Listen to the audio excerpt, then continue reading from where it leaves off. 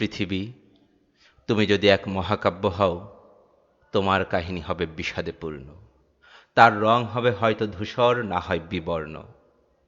পৃথিবী, তুমি যদি একটি পরিবারের ঘটনা ধারণ করো, তার সদস্যরা হবে নীরব নিষ্ঠুর। বিশ্বাসঘাতকতা হবে তাদের চরিত্রের অলংকার, স্বার্থপরতা হবে তাদের অহংকার। তারা নামে আপন হবে, কিন্তু বেনামে হবে আত্মবিনাশী উপকরণ।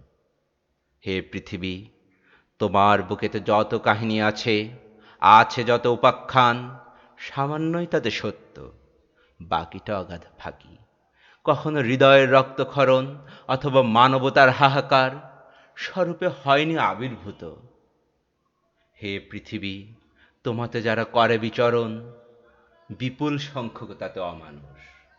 তারা চির অকৃতজ্ঞ, নদী পার হলেই মাঝি বোকা বলে দেয় গালি। তারা নিজে নামার পর মই দেয় ফেলে, নিজের বোঝে 16 আনা, অপরের বেলায় শুধুই অজুহাত। হে পৃথিবী, তোমার আলোতে, বায়ুতে এখনো অল্প কিছু মানুষ আছে অবশিষ্ট।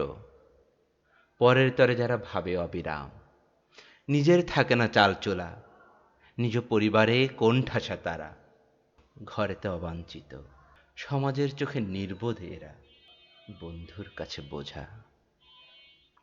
শুনলেন নূরে আলম সিদ্দিকী রচিত পৃথিবী কবিতাটি। সবাইকে ধন্যবাদ।